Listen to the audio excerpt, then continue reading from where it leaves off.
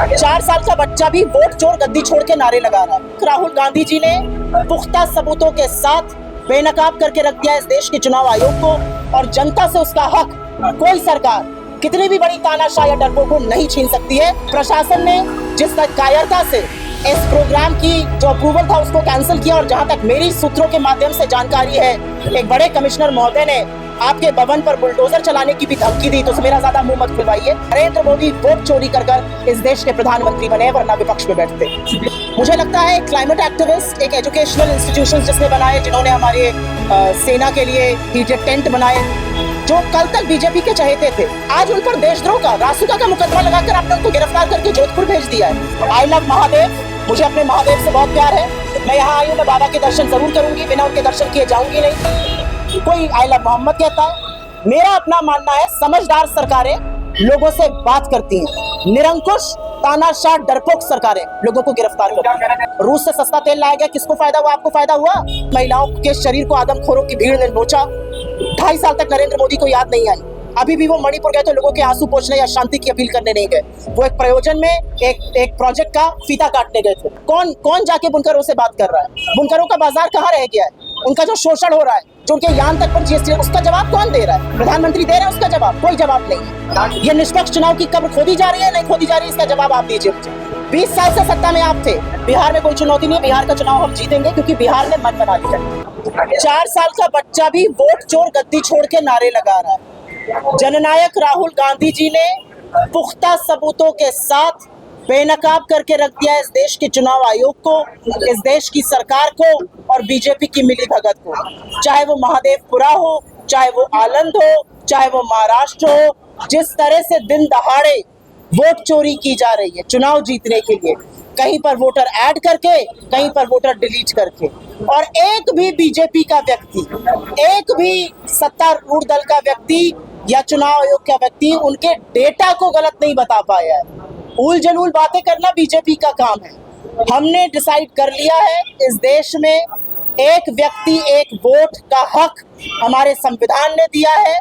वो हक हमें प्रजा नहीं नागरिक बनाता है, लोगों की जवाबदेही तय करता है, सत्ता की चाबी हमारे हाथ में देता है, और जनता से उसका हक कोई सरकार कितनी भी बड़ी तानाशाह या डरपोक को नहीं छीन सकती है। हमने लोगों के सामने ये बात लाकर रख दी है, फैसला जनता जरूर करेगी। और बनारस का जहां तक सवाल है, ये बम भी एक दिन फूटेगा और नजारा हम सब देखेंगे। आज जिस तरीके से कांग्रेस का कार्यक्रम कल निरस्त किया गया कि वहाँ नहीं हो रहा है, उसके बाद भी आप लोगों ने सिविल बाइकाटिंग जारी रखा, क्या कहना चाहिए? किस तरीके का डर है ये कांग्रेस का कार्यक्रम नहीं था। सबसे पहले तो मैं आपको ये बता दूं, यहाँ पर तमाम ऐसे वक्ता थे जो सिविल सोसाइटी के थे, एजुकेशनल इंस्टीट्यूशंस के थे, जो समाज सेवी हैं, और उसमें से एक वक्ता मैं हूँ। मैं कांग्रेस को रिप्रेजेंट कर रही थी वहाँ पर। यह सिविल सोसाइटी का कार्यक्रम था। थोड़े दुख के साथ कहना पड़ रहा है, आप लोगों के भवन में ये कार्यक्रम था, लेकिन आप लोगों को भी आजादी नहीं है कि आप लोगों को बोलने दे सके। प्रशासन ने जिस कायरता से इस प्रोग्राम की जो अप्रूवल था उसको कैंसिल किया, और जहां तक मेरी सूत्रों के माध्यम से जानकारी है, एक बड़े कमिश्नर महोदय ने आपके भवन पर बुलडोजर चलाने की भी धमकी दी। तो मेरा ज्यादा मुंह मत खुलवाइए। ये तानाशाही नहीं है, ये कायर हैं, ये डरपोक है, और ये जानते हैं कि रंगे हाथों ये इस देश के लोकतंत्र का चीरहरण करते हुए, वोट चोरी करते हुए पकड़े गए। नरेंद्र मोदी वोट चोरी कर इस देश के प्रधानमंत्री बने, वरना विपक्ष में बैठते। बात लगातार राहुल गांधी कह रहे हैं, हाइड्रोजन बम की बात हो रही है, कयास लग रहा है कि बनारस में फूटेगा। बनारस से क्या रिलेशन हो सकता है इसका? कयास तो बहुत सारे लगाए जा रहे हैं, हरियाणा से भी हो सकता है, H for हरियाणा भी होता है। हाइड्रोजन बम जब फूटेगा तो इस सरकार के चूल्हे हिल जाएंगे, ये मैं आपको कह सकती हूँ। मुझे लगता है क्लाइमेट एक्टिविस्ट, एक एजुकेशनल इंस्टीट्यूशन जिसने बनाए, जिन्होंने हमारे सेना के लिए हीटेड टेंट बनाए, जो कल तक बीजेपी के चहेते थे, वो एक तरह से वो ग्लोबल आइकन है, उनको बहुत सारे यूथ मानते हैं।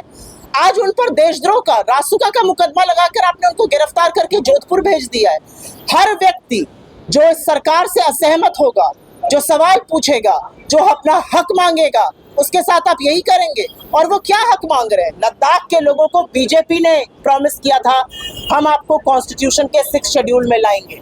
क्यों नहीं उनको कॉन्स्टिट्यूशन के 6 शेड्यूल में लाया जा रहा है? ये तानाशाही है, ये कायरता है और ये अपनी विफलता पर पर्दा डालने का काम है। Union territorial Ladakh law and order की जिम्मेदारी बीजेपी की है। मैं यहाँ पर आते वक्त पढ़ रही थी कि एक आर्मी का योद्धा जिसने कारगिल की लड़ाई लड़ी वो भी वहां पर गोली खाने से शहीद हुआ। यूनियन टेरिटरी की पुलिस की, अमित शाह की पुलिस की गोली खाकर। विफलता केंद्र सरकार की है और ठीकरा इधर उधर डाला जा रहा है, फोड़ा जा रहा है और मुद्दे से भटकाया जा रहा है।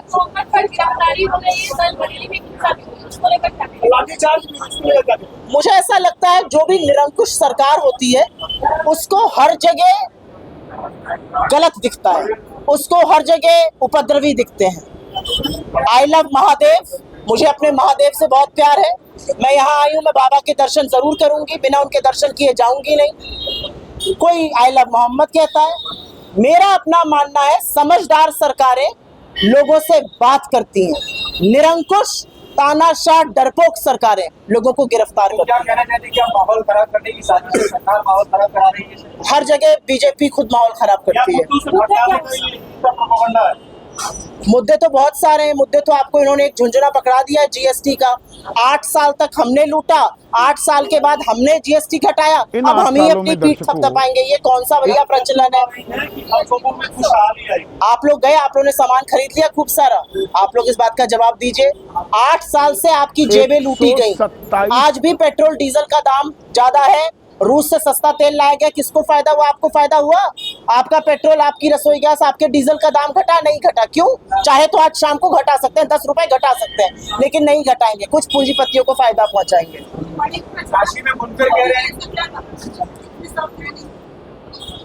मणिपुर वो वहां पर 2.5 साल बाद गए। 2.5 साल से मणिपुर जल रहा है, 2.5 साल से 60-70 हजार लोग विस्थापित हैं। छोटे छोटे बच्चों ने, महिलाओं ने हिंसा का वो रूप देखा है कि रूह कांप जाए। मेरे और आप जैसी महिलाओं के शरीर को आदमखोरों की भीड़ ने नोचा। 2.5 साल तक नरेंद्र मोदी को याद नहीं आई। अभी भी वो मणिपुर गए तो लोगों के आंसू पोंछने या शांति की अपील करने नहीं गए, वो एक प्रयोजन में एक प्रोजेक्ट का फीता काटने गए थे। 3 घंटे रस्म अदायगी करके आ गए और आज भी मणिपुर में हिंसा बरकरार है, आज भी मणिपुर में लॉ एंड ऑर्डर त्रस्त है। क्षेत्र में लगातार बुनकरों का पलायन हो रहा है, क्या कहेंगे? फैसिलिटेट सेंटर बन रहा है, बुनकरों के लिए बहुत अच्छी चीज है, लेकिन हो कुछ नहीं रहा, इस पर क्या कहें? ये सवाल तो जिस दिन आप बीजेपी वालों से प्रधानमंत्री को रोककर पूछना शुरू कर दीजिएगा, भाग खड़े होंगे काशी से। ये सच है कि सरकार ने वादे बहुत बड़े बड़े किए थे। प्रधानमंत्री यहाँ की नुमाइंदगी करते हैं, प्रधानमंत्री वाराणसी के, काशी के सांसद हैं। काशी के बुनकरों के साथ जो हो रहा है, काशी के जो ओल्ड व्यापारी हैं उनके साथ जो हो रहा है, उसकी जवाबदेही किसकी है? कौन जाके बुनकरों से बात कर रहा है? बुनकरों का बाजार कहाँ रह गया है? उनका जो शोषण हो रहा है, जो उनके यान तक पर जीएसटी, उसका जवाब कौन दे रहा है? प्रधानमंत्री दे रहे हैं उसका जवाब? कोई जवाब नहीं है। प्रधानमंत्री नरेंद्र मोदी बिहार में 10-10 हजार रुपए हर महिलाओं को देना प्रारंभ कर दिए। आने वाले समय में चुनाव में क्या आप मुझे एक बात बताइए, सत्ता की जो खजाना है उसकी चाबी नरेंद्र मोदी के पास है। 20 साल से सत्ता में काबिज है, आज 10,000 रुपए देने याद आए? ये लोगों की मदद है या खुलेआम सामूहिक रिश्वतखोरी है? ये लोगों की सेवा है या खरीद फरोख्त की जा रही है वोट की? ये निष्पक्ष चुनाव की कब्र खोदी जा रही है, नहीं खोदी जा रही है? इसका जवाब आप दीजिए मुझे। 20 साल से सत्ता में आप थे, आपके पास सारे संसाधन थे, आपके पास टाइम था, आपके पास योजनाएं थी कि आप लोगों को पहुंचा सके राहत। आप तो रेवड़ी को कहकर लोगों का अपमान करते थे। अब क्या हुआ? अब आप चुनाव के पहले ये क्या कर रहे हैं? और चुनाव आयोग मूक दर्शक बना हुआ है। बिहार में वोट चोरी नहीं होने देंगे, आगामी बिहार का चुनाव है और आपने कहा 65 लाख लोगों का वोट कर गया, तो कितनी चुनौती हो? क्या बिहार में कोई चुनौती नहीं है, बिहार का चुनाव हम जीतेंगे, क्योंकि बिहार ने मन बना लिया है। बिहार को समझ में आ गया है कि रोटी पलटने का वक्त आ गया है। बिहार ने मन बना लिया है कि बड़े बड़े वादे करने वाले के वादे खोखले हैं। बिहार ने मन बना लिया है कि पलायन के खिलाफ, बेरोजगारी के खिलाफ, ध्वस्त कानून व्यवस्था के खिलाफ बिहार इस बार गरजेगा और परिवर्तन कर रहेगा। नरेंद्र मोदी अपनी नाक भी रगड़ दें, परिवर्तन होगा बिहार में। धन्यवाद। नरेंद्र मोदी किसानों का लगातार हर वर्ग का जो विरोध है हो रहा है, हर वर्ग का शोषण हो रहा है।